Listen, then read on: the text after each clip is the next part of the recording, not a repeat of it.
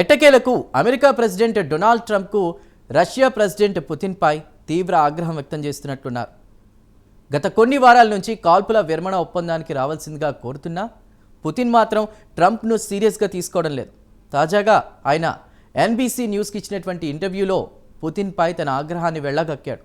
ఒకవేళ పుతిన్ దారికి రాకపోతే రష్యా నుంచి చమురు దిగుమతి చేసుకునే దేశాలపై 50% తారీఫ్ పెంచుతానని వార్నింగ్ ఇచ్చాడు.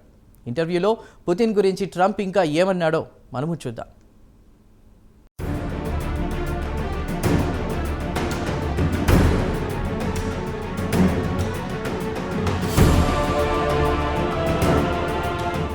అమెరికా ప్రెసిడెంట్ డొనాల్డ్ ట్రంప్కు ఎట్టకేలకు రష్యా ప్రెసిడెంట్ వ్లాదిమిర్ పుతిన్ వాలకంపై విసుగు పుడుతోంది. గత కొన్ని వారాల నుంచి యుక్రెయిన్తో కాల్పుల విరమణ ఒప్పందానికి రావాల్సిందిగా కోరినా పెద్దగా పట్టించుకున్న దాఖలాలు లేవు. తాజాగా ఆయన ఎన్బీసీ న్యూస్కి ఇచ్చిన ఇంటర్వ్యూలో యుక్రెయిన్ ప్రెసిడెంట్ జెలెన్స్కీని అవమానపరుస్తూ మాట్లాడుతున్నాడు.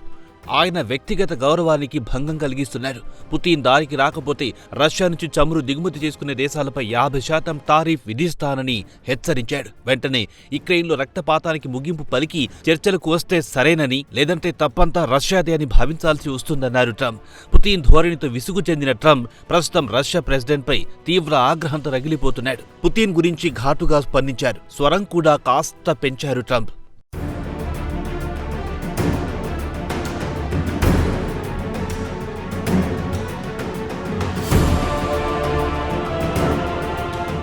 తన ముందుకొచ్చి యుక్రెయిన్తో కాల్పుల విరమణ ఒప్పందం గురించి చర్చిస్తే సరే, లేదంటే తప్పంతా పుతిన్ది అని భావించాల్సి వస్తుందని కాస్త గట్టిగానే మాట్లాడారు ట్రంప్.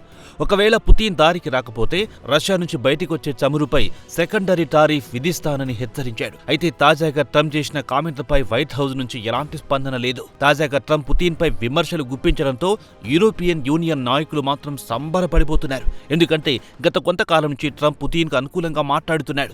పుతిన్కు ట్రంప్ దగ్గరవుతున్నాడన్న టాక్ కూడా వినిపించింది. ఇప్పటికే పలుమార్లు ట్రంప్ పుతిన్ను వెనుకేసుకొచ్చాడు. పుతిన్ మంచివాడు, తప్పంతా జెలెన్స్కీదే అని ప్రకటించారు. త్వరలోనే తాను సౌదీ అరేబియాలో పుతిన్తో ముఖాముఖి కలుస్తానని కూడా చెప్పారు.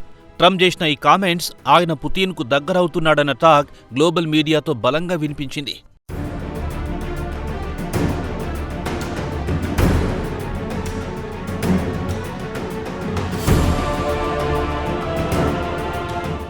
గత నెల అంటే ఫిబ్రవరి 28న ట్రంప్ జెలెన్స్కీని వైట్ హౌస్లో ఓవల్ ఆఫీస్కు పిలిపించుకుని కాల్పుల విరమణ గురించి చర్చలు జరిపారు. మధ్యవర్తితో నెరిపినందుకు యుక్రెయిన్లోని ఖరీదైన ఖనిజాలు, గనులు తమకు రాసివ్వాలని డిమాండ్ చేశారు. అదే సమయంలో రష్యా డిమాండ్లకు జెలెన్స్కీ తల ఒగ్గేలా ప్రయత్నించాడు. ఓ విధంగా ఆయన పుతిన్కు కొమ్ము కాశాడు. అదే సమయంలో జెలెన్స్కీని లెక్కలు తీసుకోలేదు. ఇంత చేసిన పుతిన్ మాత్రం ఇరువురిని అంటే ట్రంప్ని అలాగే జెలెన్స్కీని అస్సలు పట్టించుకోలేదు. దీంతో ట్రంప్కు ఆగ్రహం కట్టలు తెంచుకుంది.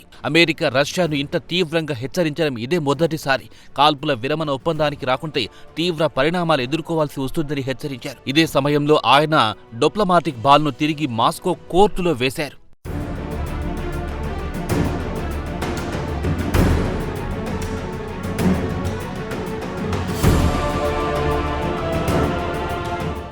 ఇదిలా ఉండగా ఎన్బీసీ న్యూస్ ట్రంప్తో 10 నిమిషాల టెలిఫోన్ ఇంటర్వ్యూ తీసుకుంది. ఈ ఇంటర్వ్యూలో పుతిన్పై తీవ్ర ఆగ్రహం వ్యక్తం చేశాడని తెలిపింది.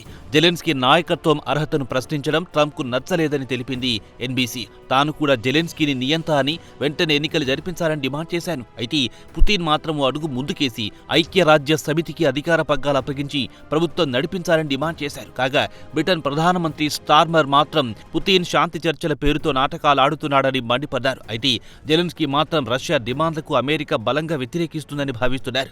కాగా పుతిన్ యుక్రెయిన్లో నాయకత్వం మార్చాలని డిమాండ్ చేస్తున్నాడు అంటే దీర్ఘకాలం పాటు శాంతి చర్చలకు రావనే కదా నీ ఉద్దేశమని ట్రంప్ పుతిన్ ఉద్దేశించి గట్టిగా వ్యాఖ్యానించాడు.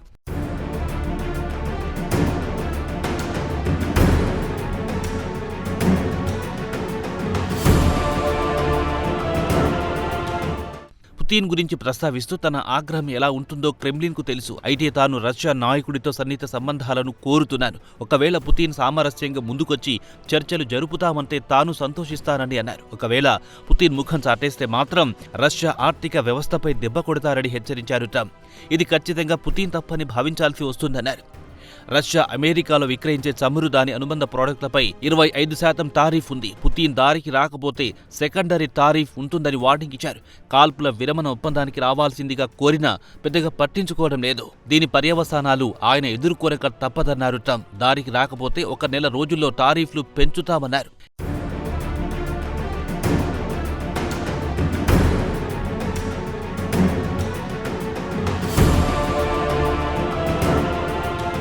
ఇక సెకండరీ టారిఫ్ ఆంక్షల విషయానికొస్తే రష్యా నుంచి చమురు కొనే దేశాలని చెప్పుకోవచ్చు. ఉదాహరణకు రష్యా నుంచి చైనా, ఇండియాలు పెద్ద ఎత్తున చమురు కొంటున్నాయి. ఇండియాకు, చైనాకు రష్యా భారీ డిస్కౌంట్లో చమురు విక్రయిస్తోంది. ఇక ట్రంప్ చెప్పేదేమిటంటే ఒకవేళ పుతిన్ దారికి రాకపోతే చైనా లేదా ఇండియా నుంచి అమెరికాకు దిగుమతి అయ్యే వస్తువులపై 50% సుంకం విధిస్తారని హెచ్చరిస్తున్నాడు.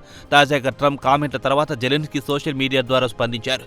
రష్యా దీర్ఘకాలం పాటు యుద్ధాన్ని కొనసాగించేందుకు కుంటి సాకులు వెతుకుతుందన్నారు. 2014 నుంచి రష్యా తీరు మారలేదన్నారు జెలెన్స్కీ. అప్పుడు క్రిమియా పెన్సులాను రష్యాలో కలుపుకున్నాడు. రష్యా చేస్తున్న అత్యంత ప్రమాదకరమైన క్రీడను వెంటనే అడ్డుకట్ట వేయకపోతే ప్రతి ఒక్కరూ చిక్కుల్లో పడతారని జెలెన్స్కీ హెచ్చరించారు. వెంటనే అమెరికా, యూరోప్తో పాటు గ్లోబల్ పార్ట్నర్స్ రంగంలో దిగి శాంతికి పూనుకోవాలని పిలుపునిచ్చారు జెలెన్స్కీ.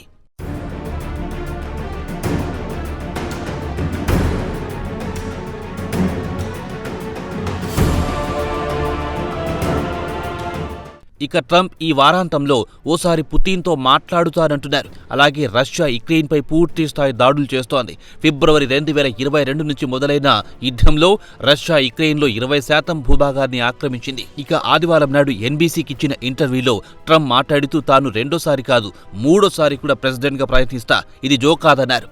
అయితే అమెరికా రాజ్యాంగం ప్రకారం దేశ అధ్యక్షుడిగా 2 సార్లకు మాత్రమే అర్హులు. దేశ ప్రజలు తనను కోరుకుంటున్నారన్నారు. ఇదే ఇంటర్వ్యూలో ఇరాన్ న్యూక్లియర్ డీల్పై సంతకం చేయలేదంటే బాంబుల వర్షం కురిపిస్తామని హెచ్చరించారు. గతంలో ఎవ్వరూ వెయ్యని విధంగా ఇరాన్పై బాంబుల వర్షం కురిపిస్తారని హెచ్చరించాడు ట్రంప్. మొత్తానికి ట్రంప్ వైఖరి కాస్త మార్పు కనిపిస్తోంది. మరి పుతిన్ ట్రంప్ వార్నింగ్తో దారికొస్తాడా లేదా వేచి చూడాల్సిందే.